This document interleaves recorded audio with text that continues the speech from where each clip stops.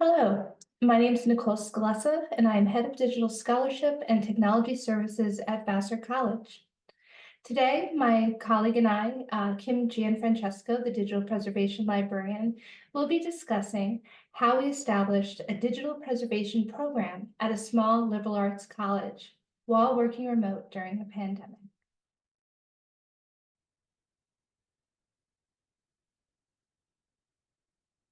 So it all began in July of 2019.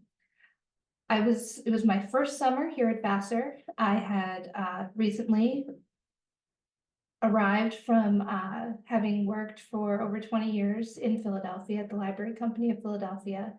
And while I was in Philadelphia, I was very involved in creating preservation protocols and policies at my previous position. And when I arrived, although there were very well documented backups and project information, there really wasn't an actual preservation workflow in place that had been consistent or documented. So it was really time for this to happen. And we knew that we were going to be preparing for the migration of our Islandora instance from 7 to now what we call 2+. So we had a lot of prep work to do. We wanted to make sure that we had everything preserved before the migration, and not only so that we had that documented, but also just we had it to lean into in case certain migrations weren't successful. So the state of things when I arrived, we had a Windows server with 2 local backups that were managed by Campus IT. We were running Islandora 7 with Fedora as our primary preservation storage hosted locally. And we had a number of duplicates of what was in the Windows server in Google Drive. It was very inconsistent. It was project-based. Google Drive is a great resource for students so that we could share documentation or share items that we wanted them to work on in the digital library. So it was really just kind of a staging area at that point. So just to sum up, we had no consistency across storage locations. We weren't running fixity checks on local storage.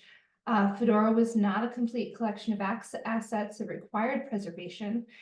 Fedora was only preserving what we put in the digital library. 3-2-1 storage was not implemented.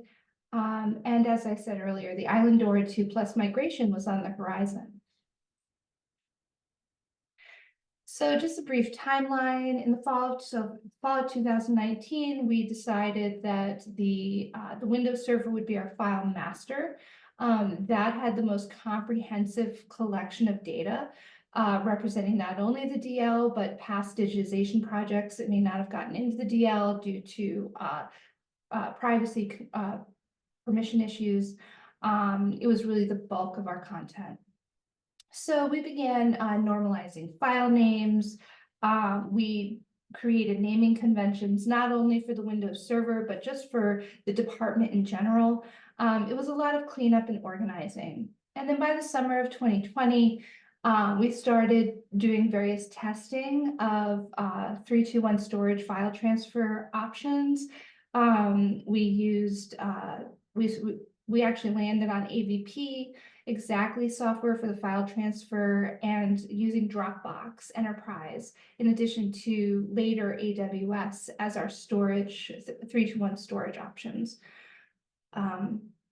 So then once we'd established all of that, then we decided to work on the file transfer. Our digital production manager began bagging assets with descriptive metadata, moving them to Dropbox, and then I began testing out the Freeze GUI for AWS Glacier to prepare for moving everything in Dropbox, or copying rather everything in Dropbox over to AWS. So this was definitely an all-team effort, all hands on deck with this project. We did not have a digital preservation librarian on staff at this point. We actually had someone leave our team, and we had an open position. So this gave us a good opportunity to reevaluate everyone's roles and to really identify where the gaps were in our service, and that gap was digital preservation. it became very obvious that although our team all pitching in could manage what we had at that time, moving forward, we knew our digital preservation needs were going to grow exponentially as just the landscape changed with Google Drive limits and grant requirements. We were getting more and more requests for things to be added to the digital library. So that really became the highlight of that coming year, was just to find the right person for that role. So we landed on digital preservation librarian as a position we wanted to fill.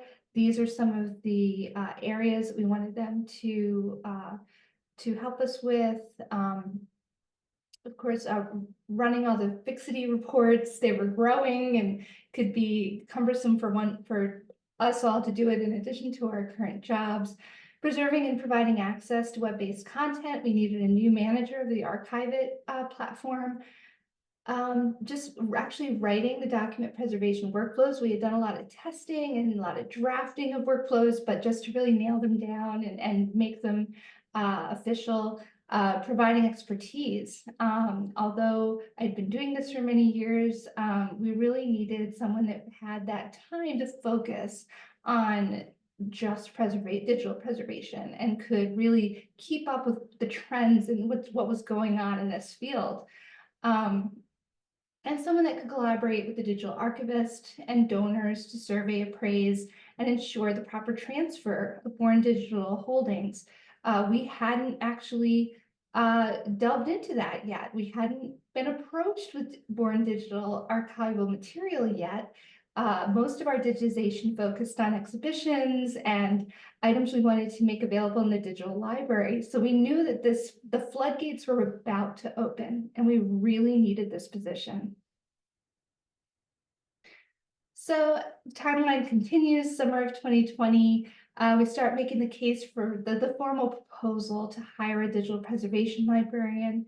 The search began in the fall, and then by February we had actually hired Kim, and she she was asked to give a presentation. Actually, all of the candidates were, and we were trying to think of the best prompt, and we had this looming project. So the prompt was: a faculty member is recently retired after 30 years at Vassar College. You've been asked to preserve their born digital research files, which include a variety of file formats, and the rest is on the screen. It's a huge project. And of course, this was the first thing that we asked her to begin upon her hiring. And of course, she is still working on this project just because it is just so huge. But it's going to be a very, very valuable tool and for researchers down the road. It's really a very valuable project, and her work has just been amazing on it. Hi, I'm Kim Gianfrancesco. I'm the Digital Preservation Librarian at Vassar College. I'm going to talk about the development of our digital preservation program since I started in this job in February 2021. So when I was thinking about the development of our digital preservation program, it kind of broke down into these three distinct chunks, or as I've called them here, eras. So the first is the remote work era, because when I started working at Vassar, we were all still working from home. And so largely I picked up where my new team had left off in terms of copying the collections to preservation storage, making fixity baselines.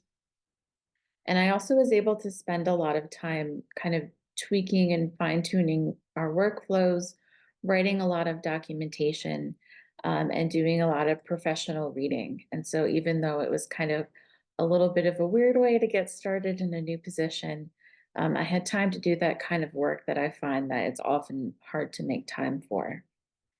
And then the next era was summer 2021, the back to work era.